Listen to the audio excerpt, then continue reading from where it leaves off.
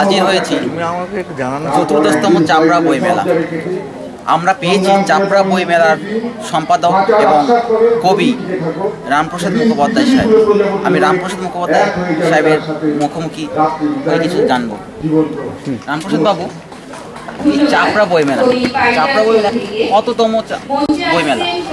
এবারে 14তম চাপড়া বইমেলা। চাপড়া বইমেলায় যে আপনার বইপ্রিয় মানুষের ভিড় কেমন হচ্ছে? আসলে এই বইমেলাতে আমরা এই ডিসেম্বর মাসে এই বইমেলা করি। আগে শিক্ষাবর্ষটি অন্যরকম থাকার জন্য প্রচুর ছাত্রছাত্রীকে আমরা দুপুরগুলোতে পেতাম।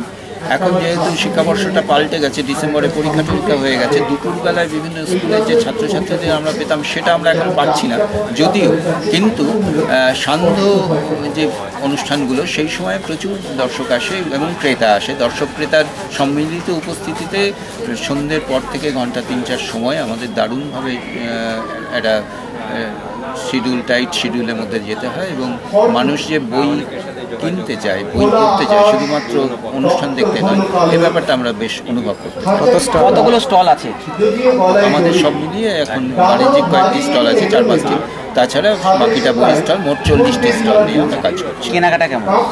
কেনাকাটা অন্যান্য বছরের তুলনায় এখনো পর্যন্ত একটু কম। অন্যান্য বছরে আমাদের যেখানে 6 থেকে 7 লক্ষ টাকার বই বিক্রি হয়, এখনো পর্যন্ত তো আমরা সেই জায়গাটা আমরা এবছর পৌঁছতে পারিনি। দেখা যাক, আজ এবং আগে আরও 2 দিন রয়েছে, আশা করি কেনাকাটা আরও কিছু বেড়ে যাবে।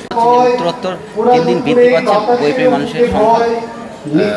এই ব্যাপারে কোনো সন্দেহ নেই। এখানে অনেকগুলি বিদ্যালয় এবং মহাবিদ্যালয় রয়েছে। সেই মহাবিদ্যালয়ের সঙ্গে যুক্ত শিক্ষক শিক্ষিকা মণ্ডলী, অধ্যাপক মণ্ডলী এবং ছাত্রছাত্রীরা অনেক বেশি বেশি করে বইমেলার পেছনে এসে দাঁড়াচ্ছেন। আমাদের শুরুর বছরে আমাদের সদস্য সংখ্যা 30-40 জনের বেশি ছিলেন না, এখন আমাদের সদস্য সংখ্যা প্রায় 300। এর থেকে খানিকটা বোঝা যায় যে এখানে অনেক বেশি বেড়েছে। চাপড়া বইমেলা থেকে সোহাই রহমান রিপোর্ট, stingnews.com।